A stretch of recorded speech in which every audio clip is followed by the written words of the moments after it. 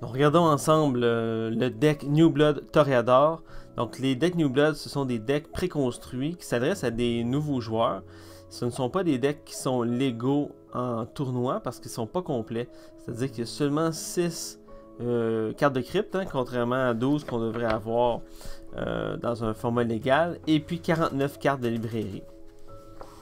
Donc, ici, on voit que, bon, ici c'est marqué ici Beginner Level, donc ça s'adresse aux joueurs qui sont intéressés à découvrir le jeu. Probablement qu'il y a des concepts plus faciles, avec des combos plus faciles à comprendre à l'intérieur des cartes qui sont offertes dans le deck. Donc ici on voit les différentes compagnies qui s'occupent du développement du jeu, les possesseurs de droits aussi. Quand on regarde l'autre côté, ici on a la Quick Reference Card qui parle des tours de jeu.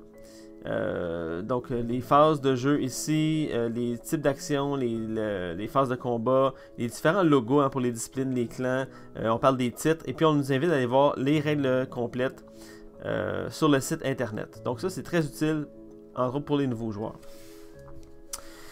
Donc on commence avec Mateo Garcia. Mateo Garcia, le premier vampire de cette deck préconstruit là. C'est un nouveau vampire de la collection New Blood. Donc il ne se trouvait pas dans la collection 5e édition avant. Donc lui c'est très simple, hein, il a 2 capacités et puis il a présence à inférieure. On a Flavio Gonçalves. Lui il est prince de Sao Paulo. Une fois par combat il peut dodger. Donc on a Carmelita Nelson. Elle, quand Carmelita est ready, on a plus 1 hand size. Donc c'est très impressionnant. Donc pour 5, et puis elle a aspect S supérieur. On a aussi Catalina Vega. Elle est prince de Buenos Aires. Elle a plus un bleed. Puis elle a toutes les disciplines de clan à supérieur avec un splash de fortitude pour 8. On a M. Kokili, prince de Cap Town, avec présence à supérieure pour 6. Nixico, donc un vampire de 3 avec 2 disciplines, célérité et présence. Ça, c'est ce qu'il y en est pour les cartes de crypte. On va maintenant regarder les cartes de librairie. Donc, on commence avec Air of Elation pour pouvoir bleeder pour 2 ou pour 3 à un blood. Belle carte de présence. Donc, on en a 2 cartes. Donc je rappelle que le deck n'est pas complet, donc normalement dans un deck légal, il y aurait plus d'exemplaires, mais là c'est un deck pour essayer le jeu, donc on retrouve moins d'exemplaires que supposé. Donc on a mis 2 exemplaires de Air Revelation pour bleeder fort. Le Art Museum pour pouvoir sortir des Toreador plus rapidement lors de l'Influence Phase. Bewitching Oration avec le nouveau... la nouvelle illustration, hein. Donc ça faisait depuis le début du jeu qu'il y avait la même illustration et puis là ça a été changé cette fois-ci. Donc c'est pour gagner du vote. Donc là ici on a du plus bleed hein, avec les Air Revelation et on peut augmenter la quantité de votes avec certaines cartes. Donc on s'attend à avoir des actions politiques aussi. Donc Bewitching Oration, 1, 2 Bewitching Oration et voilà. Conservative Agitation pour enlever du pool à nos adversaires. Domain Challenge pour donner faire perdre du pool aussi, mais en fonction du nombre de minions qui sont lockés. Domain Corporation quand on a de la misère à se défendre contre le bleed. Donc ça permet de réduire le bleed de 2 quand on brûle la carte alors qu'elle a été jouée précédemment. Ancient Kindred, c'est la version rabais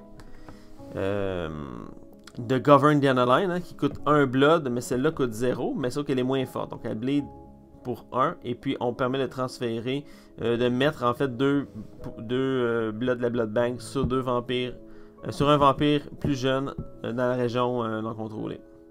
Entrancement qui permet aussi de bleeder, mais à supérieur, à tout autre effet, c'est plus un stealth. Et puis on peut voler un allié contrôlé par une autre Methuselah. Donc là, à ce moment-là, il faudrait regarder quels sont les alliés dans les différents decks pour voir cette carte-là, est-ce qu'elle est utile des fois ou pas. Là, pour l'instant, on a vu qu'il y avait un allié seulement. C'était dans le deck de Nosferatu. Il y en a peut-être dans le deck de Ventrue aussi avec un Political Ally. Mais bon, cette carte-là, elle va surtout être utile pour bleeder parce que c'est un environnement dans les 5 decks New Blood qui sera plus ou moins utile. Les Kind Resources Contested. Donc ça, c'est des actions politiques qui vont faire perdre du pool à nos adversaires. Il y en a 3. C'est une carte très classique, là. C'est quelque chose qu'on voit tout le temps dans les decks politiques parce que c'est très commun.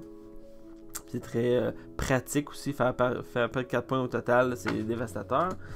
La défense pour le deck des Toreadors, ça va se tourner autour de Majesty et probablement autour de Resist Earth's Grasp. Mais là, on a Majesty ici qui est essentiellement un combatant pour un Blood et puis permet de unlocker à supérieur. 1, 2, 3, 4, 5, 6.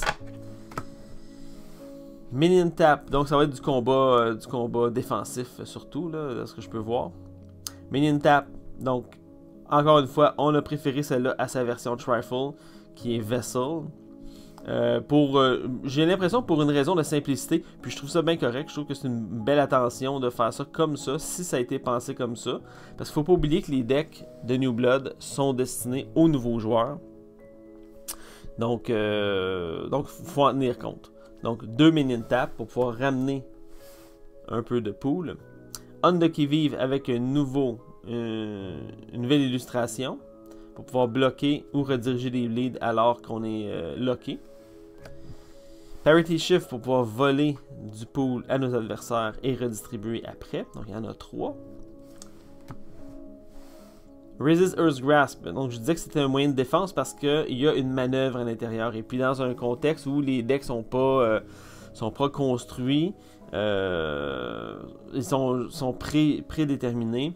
Des fois, une manœuvre, ça peut faire toute la différence entre je mange une volée ou j'arrive à me défendre.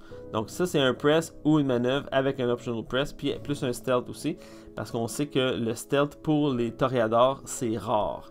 Donc là, on a la chance d'avoir un stealth avec célérité. Donc, Resist Earth's Grasp, c'est vraiment une carte tout indiquée pour mettre dans ce deck-là. Scalpel Tongue pour pouvoir contrôler les votes autour de la table. Parce que on va voir où on a vu dans les autres decks, il y a beaucoup de vampires titrés. Donc ça, c'est une manière de faire passer nos votes. Donc il y en a un seul. Scalpel Tongue. Scorn of Adonis pour punir les vampires qui ne votent pas comme nous lors des actions politiques. Donc Scorn of Adonis. Second Tradition aussi avec une nouvelle illustration. Donc ça demande un prince ou un Justicar. Ça donne plus de 2 d'intercept. Donc ça, c'est fait pour bloquer. Ou bien on peut brûler un Blood pour unlocker et essayer de bloquer à 2 d'intercept. Donc c'est très très fort quand on joue dans un environnement où on a beaucoup de princes. Donc 3 Second Tradition domaine avec nouvelle illustration. Telepathic Counter pour réduire le bleed. Donc 1, 2. Telepathic Misdirection pour avoir de l'intercept à inférieur et pour rediriger un bleed à supérieur. Donc on veut essayer vraiment de contrôler le bleed. Donc il n'y a pas beaucoup d'intercept dans cette version-là du deck. Malgré le fait que les vampires aient Auspex. Donc ici on l'utilise vraiment pour rediriger le bleed. Puis peut-être bloquer là, une action vraiment importante. Genre quelqu'un qui irait chercher un Ivory Bow, quelque chose comme ça. Donc 2 Telepathic Misdirection. Toreador Grand Bal pour rendre des actions imbloquables. 1, 2, 3, 4 aussi. Donc 4, c'est quand même c'est une bonne quantité, je pense, pour un deck de 49 cartes. Et 2 Voter Captivation pour pouvoir gagner du blood lors des actions politiques qui passent. Donc ça aussi, c'est important. Là, ça fait gagner... ça permet de remplir nos vampires qui auraient peut-être eu de la misère en combat. Ou qui auraient payé des cartes de combat trop chères. Ou des cartes trop chères. Comme Resist Earth's Grasp, Scalpel Tongue. Donc les cartes ici qui coûtent du blood. Il y en a quand même quelques-unes. Okay, comme les Air Revelation, etc. Donc voilà, ça c'est qu'est-ce qu'il y en est pour le deck de Toreador. Donc c'est un deck qui est quand même intéressant, focusé sur le vote, un petit peu de bleed. Et puis sur le contrôle des votes. Donc ça, un nouveau joueur qui aimerait ça expérimenter justement cette partie-là du jeu. Je pense que ça peut être tout indiqué. Il y a aussi le deck de Malkavian qui joue vote aussi. Donc ce serait deux rivaux nécessairement autour de la table parce qu'ils se battraient pour avoir le contrôle des votes. Donc beau deck. Puis voici ce qu'il y en est pour le deck New Blood Toreador.